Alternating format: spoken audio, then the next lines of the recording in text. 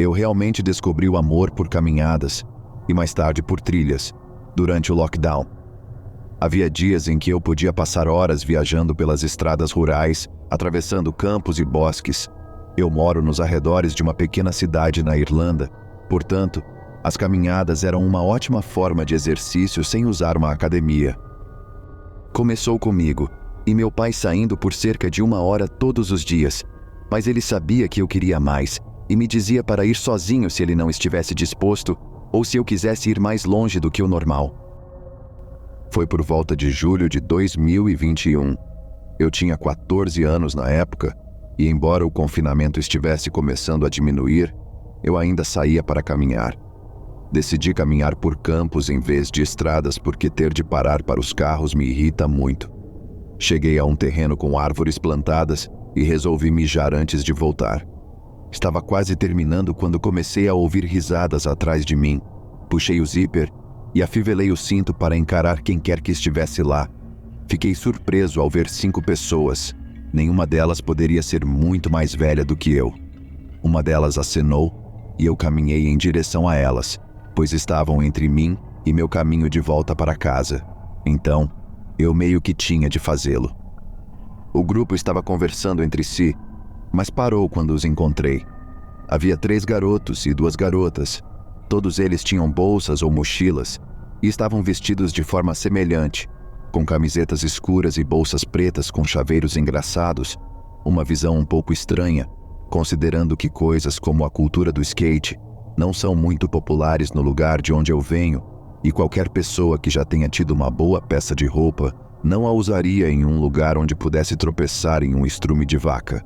O cara com uma camiseta do Thrasher sorriu e perguntou: "O que você está fazendo aqui?"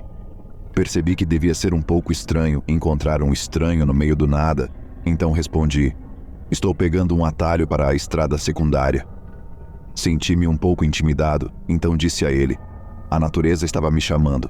O mais brincalhão que pude. Não sabia se era o meu sotaque que eles achavam engraçado ou o fato de terem me pegado e eu ter ficado visivelmente constrangido.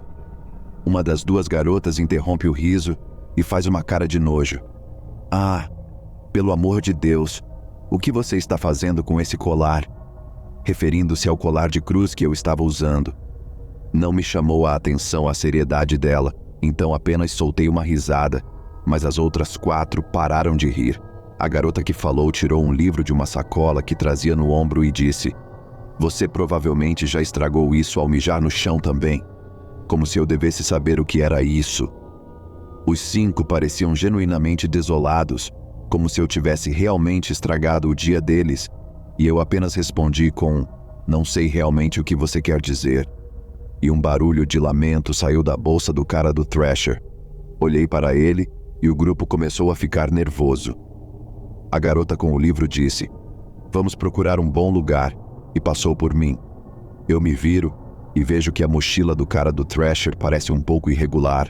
Na época eu realmente não sabia o que havia lá dentro, mas quando estava quase chegando em casa, cerca de 40 minutos depois, passei por um campo com ovelhas e percebi que eles roubaram um animal de uma das fazendas.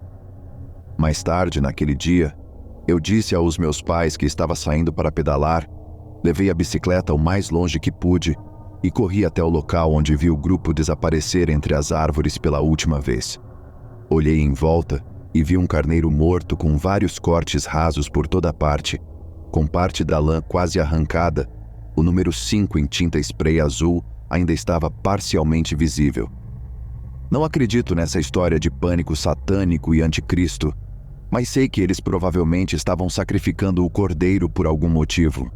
Eu estava ajudando meu amigo, a quem contei essa história, com o trabalho de fazendeiro na semana seguinte e todos os seus animais foram contabilizados, o que significa que tenho uma ideia aproximada de qual campo eles pegaram a ovelha, mas não quis perguntar ao proprietário, caso ele pensasse que eu tinha algo a ver com o desaparecimento dela, mas não voltei mais lá desde então.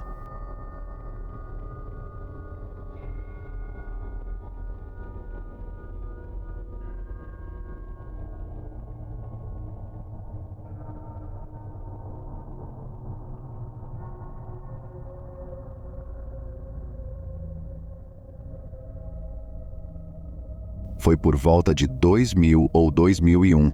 Meu melhor amigo e eu tínhamos 12 ou 13 anos de idade. Morávamos em uma pequena cidade na zona rural de Minnesota, com cerca de 2.000 habitantes. Do nosso grupo de amigos, ela e eu éramos as duas únicas que moravam no campo. Por isso, entendíamos o tédio que poderia surgir, mas também as coisas divertidas que surgiam disso. Explorar os bosques, correr pelos campos de milho, criar fortes, explorar a casa abandonada na propriedade deles, etc. Foi uma época muito divertida para nós. Um dia, decidimos pegar nossas bicicletas e andar por algumas estradas de cascalho. Seu irmão mais novo foi junto. Ele devia ter uns 9 ou 10 anos na época. Estávamos andando, rindo, provavelmente implicando com o irmão dela, quando vimos uma velha cabana em um dos campos de milho. O milho não estava totalmente crescido, então pudemos ver a maior parte dele. Decidimos explorá-la, por que não? Já estou com 33 anos, portanto não me lembro muito do lado de fora, mas me lembro do que vi lá dentro, e isso ainda me dá arrepios até hoje. Olhamos para dentro, e a primeira coisa que notei foram os pôsteres na parede do quarto. Eles estavam em todas as paredes. Havia uma pessoa diferente em cada pôster, e elas pareciam zangadas. Algumas seguravam armas apontadas para você, outras apontavam o dedo, e parecia que estavam apontando para nós com os olhos fixos na nossa direção. No centro do piso, havia um círculo vermelho perfeitamente pintado. Minha amiga e eu nos lembramos de uma estrela no meio, mas seu irmão mais novo só se lembra do círculo. Enquanto olhávamos para essa cena assustadora, senti que estávamos sendo observados, e não pelos pôsteres. Olho para a minha direita, para o outro lado da estrada de cascalho e para o milharal à nossa frente. No meio do campo, há um homem. Ele está apenas nos observando. Não está agitando os braços, não está gritando conosco, está apenas observando. Alerto meus amigos e olhamos para ele juntos. Eu aceno desajeitadamente e ele continua parado ali, sem acenar de volta. Estamos suficientemente assustados, então subimos em nossas bicicletas para fugir. Estamos em uma estrada de cascalho, que não é fácil de pedalar, por isso demoramos um pouco para ir embora. Saímos de bicicleta e eu me virei várias vezes para ver se ele ainda estava lá, e ele ainda estava nos observando. Ele mal se mexeu e só virou o corpo ligeiramente para inclinar-se em nossa direção e continuar nos observando. Ainda não consigo entender como ele simplesmente apareceu no meio de um campo daquele jeito. Recentemente, estive pensando nisso. Então minha amiga, seu irmão e eu começamos um bate-papo em grupo. Todos nós compartilhamos o que lembrávamos e eles basicamente disseram tudo o que eu disse acima. O que eu não sabia é que eles voltaram no dia seguinte e tudo havia desaparecido, até a tinta vermelha no chão. Uma semana depois, o proprietário doou o local ao corpo de bombeiros para ser queimado. Não sei o que estava acontecendo naquele barraco. Algumas ideias são de rituais estranhos. Tiro ao alvo para algum cara da milícia ou apenas um cara estranho e assustador que não tem bom gosto para decoração. Seja lá o que for, até hoje me causa estranheza.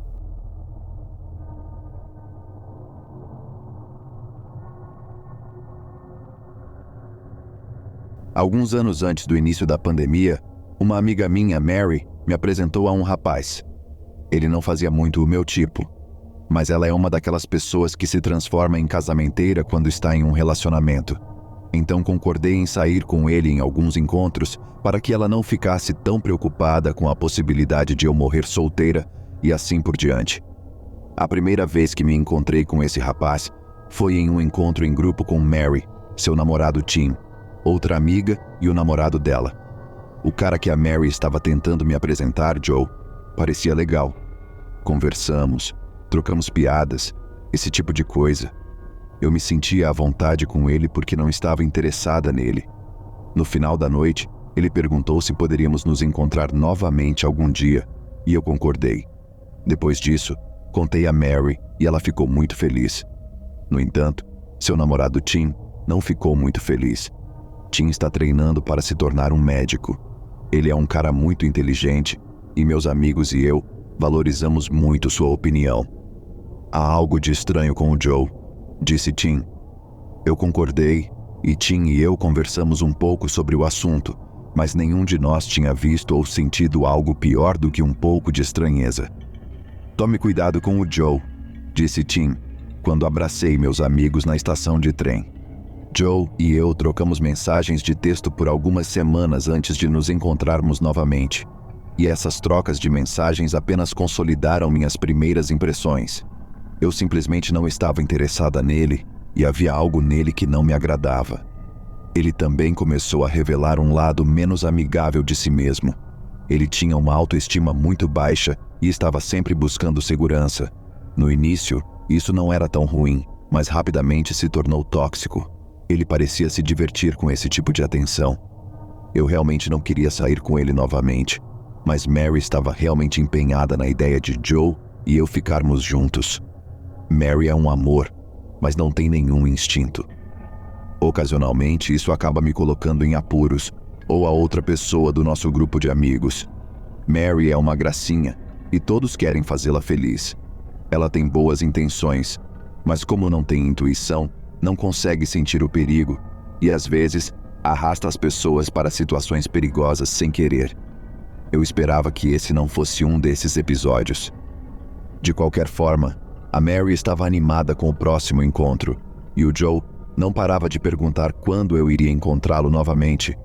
Então convidei o Joe para um evento que meu passatempo estava organizando. Achei que seria seguro, pois estaríamos cercados por pessoas que eu conhecia bem. A noite foi tranquila. Joe não era tão assustador pessoalmente como vinha sendo por mensagens de texto ultimamente. Depois do evento, caminhamos um pouco ao longo do rio, em uma passarela lotada de famílias e turistas. Nós nos separamos em uma estação de trem movimentada.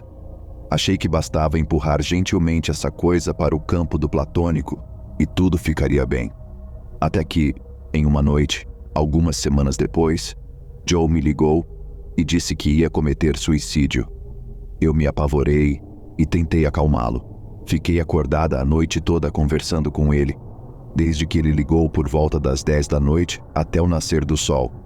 Toda vez que ele se acalmava, eu tentava me despedir, mas ele continuava dizendo que se eu desligasse, ele se mataria. Então fiquei na linha, falando com ele várias vezes. Algo naquela situação parecia errado, mas o que mais eu poderia fazer?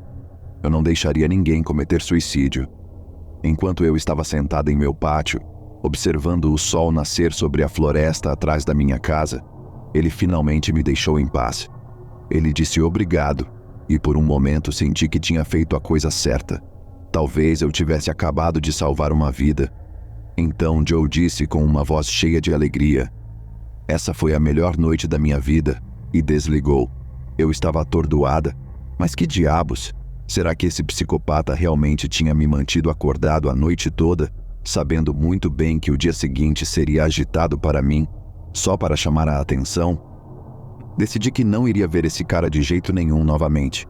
Contei a Mary o que havia acontecido, e ela se desculpou muito. Ela concordou que Joe era um completo psicopata.